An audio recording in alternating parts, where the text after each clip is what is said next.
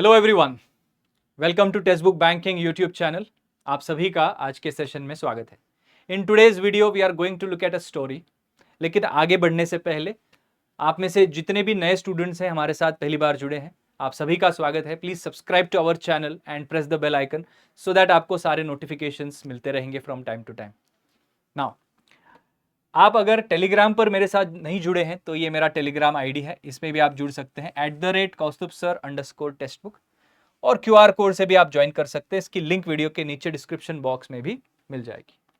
तो हमारे कहानी की शुरुआत करते हैं। इमेजिन करिए ये आप हैं और आप एक ड्रीम देख रहे हैं, एक सपना देख रहे हैं कि आप एक बैंकर बने हैं। टू बी स्पेसिफिक, एसबीआई में बैंकर बने हैं, एसबीआई पीओ बने हैं।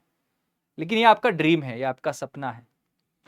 आप जागते हैं खुशी से, खुश होते हैं आप कि यस, एसबीआई पीओ क्रैक कर दी है मैंने, एक एसबीआई ऑफिसर बन चुका हूं मैं। लेकिन तभी आपकी नज़र जाती है कैलेंडर पर और आपको पता चलता है कि सितंबर महीना चल रहा है और एग्ज़ाम होने वाली है दिसंबर में। सितंबर, अक्टूबर, नवंबर, दिसंबर, आप कैलकुलेट करते हैं कि सिर्फ 4 महीने बचे हैं, 4 महीनों से भी शायद कम। तो इतने कम समय में क्या हम एसबीआई पीओ एग्ज़ाम क्लियर कर सकते हैं? खास तौर से तब जब मैं एक फ्रेशर हूं, शुरुआत से शुरू करना है, स्क्रैच से शुरू करना है।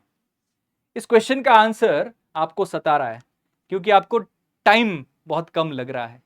3 months, maybe a little more than 3 months। Is it enough to clear SBI PO? Answer देखने से पहले कुछ इंपॉर्टेंट रिमाइंडर्स मैं आपको देना चाहूंगा। सबसे पहला इंपॉर्टेंट रिमाइंडर यह है कि SBI PO exam is tough. It is not an easy exam to crack. Let me be very honest.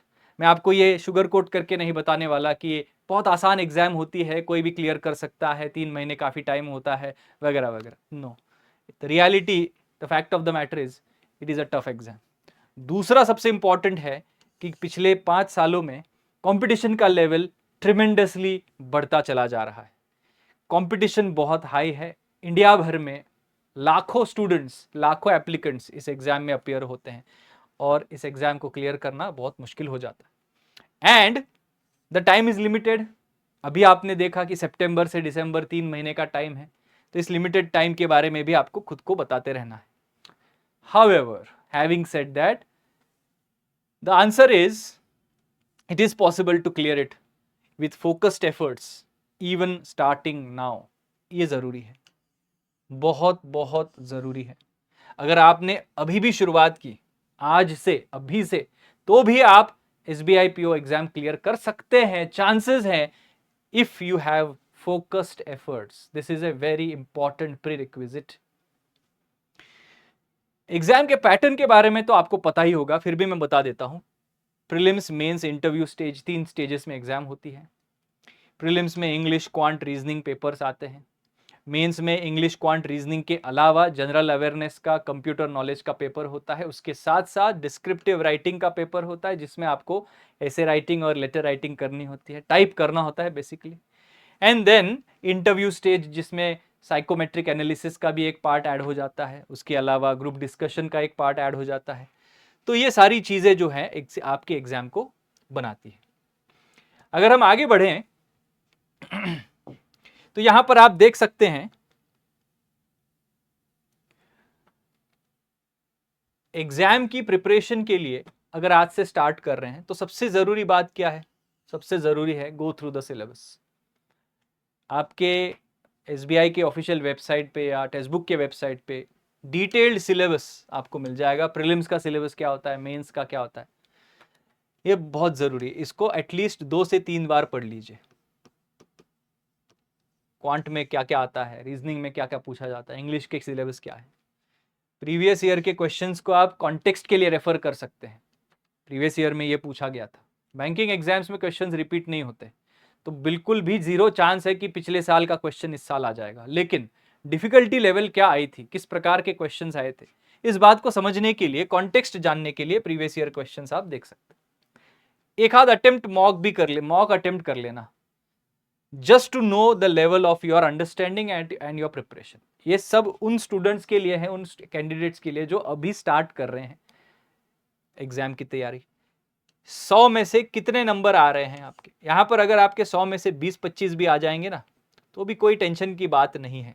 This is just to analyse where exactly you lie. English का लेवल कितना है, quant में आपकी कितनी तैयारी है, स्कूल में college में जितना मैथ्स पढ़ा है, जितनी रीजनिंग पढ़ी है, उसके आधार पर आप 100 में से कितने नंबर लेके आ रहे हैं, ये आपको जानना है।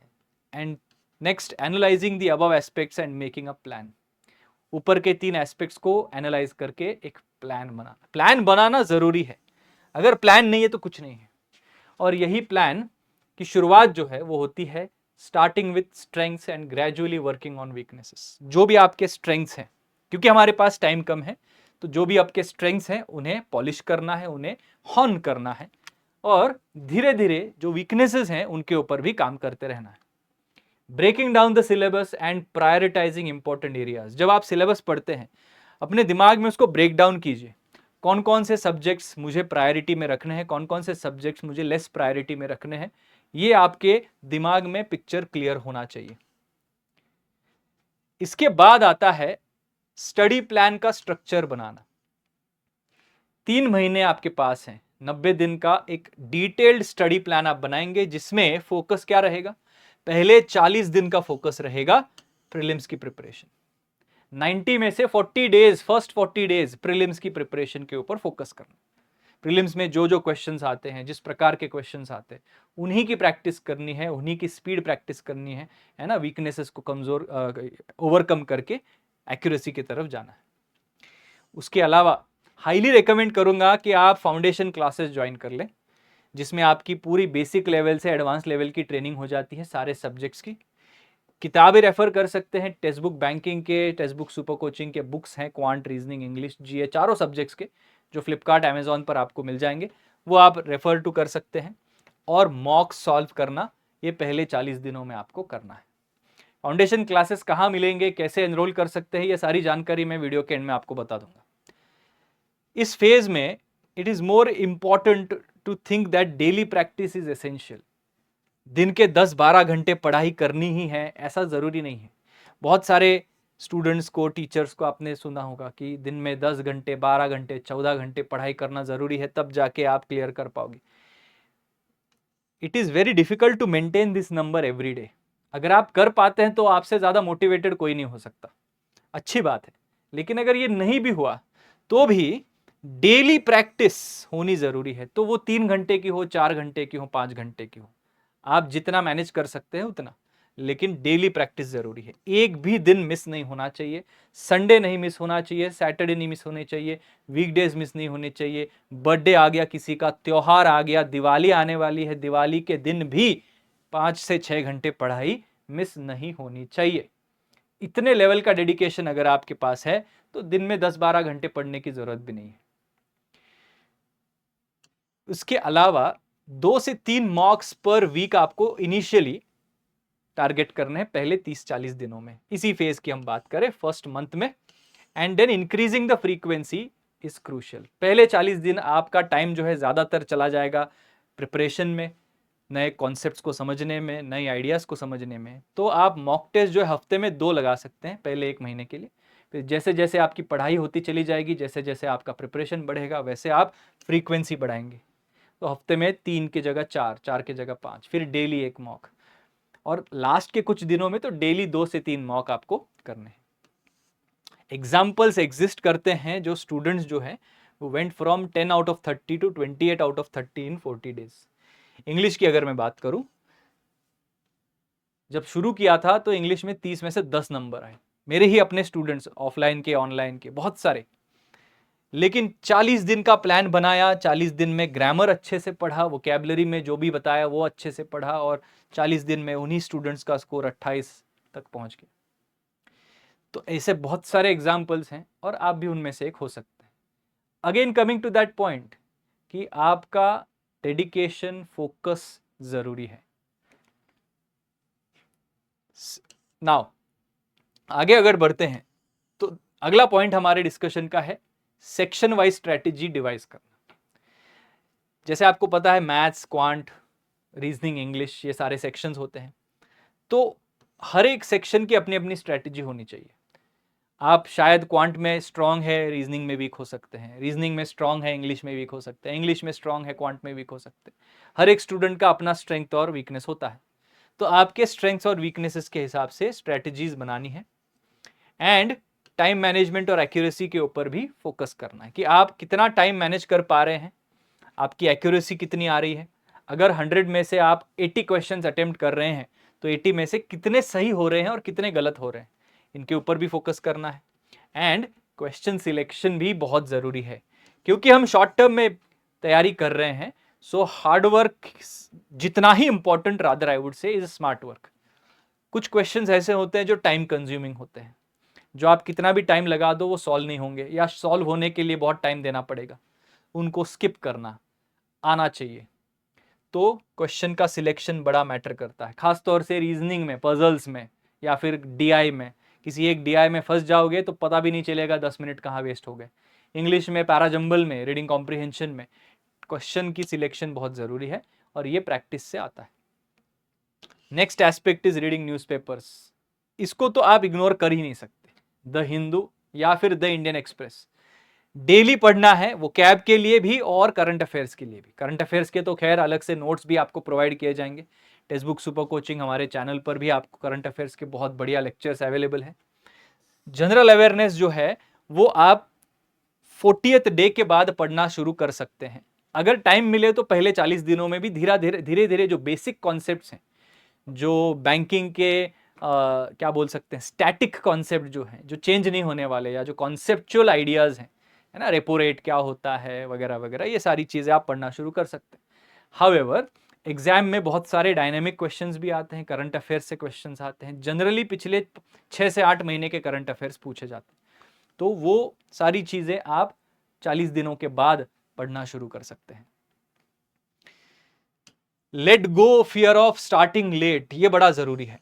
बहुत सारे स्टूडेंट जो अभी आज स्टार्ट करेंगे प्रिपरेशन, उनके माइंड में ये कहीं ना कहीं एक वो थॉट रहेगा कि यार इतने सारे स्टूडेंट्स 6 महीने से 8 महीने से पढ़ रहे हैं, अभी मैं इतना लेट शुरू कर रहा हूँ, क्या मुझसे होगा ये सेल्फ डाउट जो है ना, वो लेट गो करना है। क्योंकि सेल्फ डाउट में रहोगे तो 3 महीने क्या 3 साल में भी नहीं क्लियर कर पाओगे। तो सेल्फ डाउट से कुछ अच्छा नहीं होता। तो ये जो डर है, ये जो सेल्फ डाउट है, उसको लेट गो करना है। ज़्यादा से ज़्यादा क्या होगा, फेल हो जाओगे, that is the worst thing that can happen. लेकिन कोशिश ही नहीं करनी है, या शुरुआत ही अगर नेगेटिव टोन से करनी है तो अच्छा रिजल्ट कभी नहीं देगा। एंड सबसे इंपॉर्टेंट बात है डिस्ट्रैक्शन से दूर रहना। अपने social media accounts temporarily deactivate, मैं तो कहूँगा डिलीट भी कर सकते हो, है ना, जो आपका टाइम वेस्ट करवाते हैं अननेसेसरीली। आप बस स्क्रॉल करते रहते हैं, रील्स देखते रहते हैं, है ना, फोटो लाइक कर रहे हैं, कमेंट कर रहे हैं, किसने कमेंट की किसने नहीं की इसके बारे में सोच रहे हैं। मोटिवेटेड रहना ज़रूरी है। अगले 3 से 4 महीने बहुत ज़रूरी है। हर रोज़ डेली सुबह उठ के आप मोटिवेटेड फील करें अपने प्रिपरेशन को लेके। नहीं तो इस कॉम्पिटिटिव एग्जाम्स की दुनिया में बिल्कुल भी टाइम नहीं लगता डिमोटिवेट होने में। So you have to keep yourself motivated, you have to keep yourself physically and mentally fit. इसलिए रेगुलर एक्सरसाइज ज़रूरी है। एंड रिवॉर्ड सिस्टम बनाइए। अगर आपने दिन में जितना प्लान किया है उतना अचीव किया, कुछ अच्छा परफॉर्म किया, मॉक टेस्ट में कोई बहुत बढ़िया डिफिकल्ट लेवल का डीआई या पजल सॉल्व किया, तो अपने आप को छोटी सी ट्रीट दे देना। कोई ऐसी चीज़ जो आपको खाने में पसंद है वो आप खा लेना, लेकिन पनिशिंग सिस्टम भी होनी चाहिए। अगर आपने किसी एक दिन 4 से 5 घंटे की पढ़ाई नहीं की, स्किप हो गई पढ़ाई, या जितना प्लान किया था उतना नहीं हुआ, तो अपने आप को पनिश भी करते आना चाहिए। तो ये पनिशमेंट और रिवॉर्ड का सिस्टम आप खुद के लिए डेवलप कर सकते हैं, ताकि आप भी एक्साइटमेंट जो है वो बना रहे आपके अंदर भी। ज़्यादा सीवियर पनिशमेंट नहीं, छोटे वाले पनिशमेंट्स लेकिन कर सकते हैं। कि घर में गुलाब जामुन बने हैं लेकिन सब लोग खाएंगे, मैं नहीं खाऊंगा क्योंकि आज पढ़ाई नहीं हुई है। अवॉइड सोशल मीडिया, जैसे मैंने कहा, negative comments of people on social media and in your real life. बहुत कम लोग होते हैं जो सपोर्ट करते हैं आपको। दुनिया के आजू बाजू के जो लोग होते हैं, घर के आजू बाजू के लोग होते हैं, उनके नेगेटिव कमेंट्स से दूर रहना है। एंड ऐसी सारी नॉन प्रोडक्टिव एक्टिविटीज़ जो आपका टाइम खाएंगी, इनसे दूर रहना। ये कुछ चीज़ें हैं जो आपको फॉलो करनी है to the letter if you wish to clear SBI PO in the next 3 months। तो कंक्लूजन में ये है कि it is doable, it is not something impossible, कर सकते हैं। एग्जाम्पल्स भी है, मेरे खुद के एक स्टूडेंट है जिन्होंने 3 महीने में SBI PO प्रिपरेशन स्टार्ट करके फर्स्ट अटेम्प्ट में क्लियर किया, है ना। तो प्रैक्टिस ज़रूरी है, फोकस ज़रूरी है, प्लान करना ज़रूरी है, वो सारी चीज़ें जो अभी हमने आज के इस सेशन में डिस्कस की वो करनी ज़रूरी है। आई होप आप सब लोग, खासतौर से वो स्टूडेंट जो अभी जाग रहे हैं अपनी नींद से, SBI PO 2024 जो दिसंबर में होगा उसकी तैयारी आज से अभी शुरू करेंगे, डेफिनेटली आपको अच्छे रिजल्ट्स मिल सकते हैं। जैसे मैंने कहा था, I will just quickly tell you how you can enrol in our paid batches. Testbook super coaching का हमारा जो वेबसाइट है उस पर आप एनरोल कर सकते, जा सकते।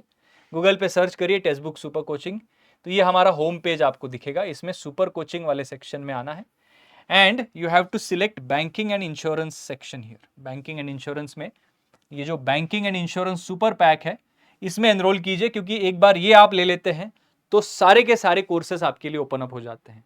इंडिविजुअल कोर्सेज भी हैं SBI PO का, IBPS PO का, ये एक अपकमिंग बैंकिंग इंश्योरेंस फाउंडेशन भी है अगले साल के लिए, 2025 में जो लोग टारगेट कर रहे हैं उनके लिए ये काफ़ी लंबा चलेगा। SBI PO officers live batch भी है, IBPS PO एलिट बैच, तो इंडिविजुअल बैचेस भी हैं, तो इनमें आप एनरोल कर सकते हैं। लेकिन ये सुपर पैक अगर आपने ले लिया तो आपको पूरा का पूरा सब कुछ एक साथ मिल जाएगा। नाउ यहाँ पर विथ बुक्स ऑफर्स हैं, विदाउट बुक्स ऑफर्स हैं। हमारे बुक्स बहुत बढ़िया हैं, उसमें अलग अलग टाइप के क्वेश्चंस हैं, अलग अलग लेवल्स के क्वेश्चंस हैं, basic level, moderate level, high level, English, maths, reasoning, general awareness. उसके साथ साथ आपको सोल्यूशन भी मिलते हैं विद एक्सप्लेनेशन, और ये सारी बुक्स भी आपको मिलेंगी, आपके घर तक पहुंचाई जाएंगी। तो जो स्टूडेंट्स किताबें चाहते हैं तो ये विद बुक्स वाला पैकेज आप परचेज कर सकते हैं। यहाँ पर अप्लाई कूपन का ऑप्शन दिख रहा है and you can see this is my coupon code KAUSTUBH, ये आप अप्लाई कर सकते हैं। ये कूपन कोड आप अप्लाई करेंगे तो आपको डिस्काउंट भी मिलेगा एंड यहाँ पर आप एनरोल कर सकते हैं। बहुत सारे अलग अलग ऑफर्स हैं, 24 मंथ्स के हैं, 12 मंथ्स के हैं, है ना। As you can see, demo classes, test series, study notes, everything is there at one place. सो यहाँ से आप एनरोल कर सकते हैं, ठीक है। तो finally, in conclusion, again I will repeat the same thing. It is possible to clear SBI PO in the next 3 months. However, a lot depends on how much time and effort you invest on your part. आज का ये session अगर आपको helpful लगा हो तो like और share करिए, चैनल को सब्सक्राइब कर लीजिए, बेल आइकन को प्रेस कर लीजिए। मिलते हैं हमारे लाइव क्लासेस में जो यूट्यूब पर भी होंगे और हमारे ऐप पर भी होंगे। Take care guys, bye bye, have a good day.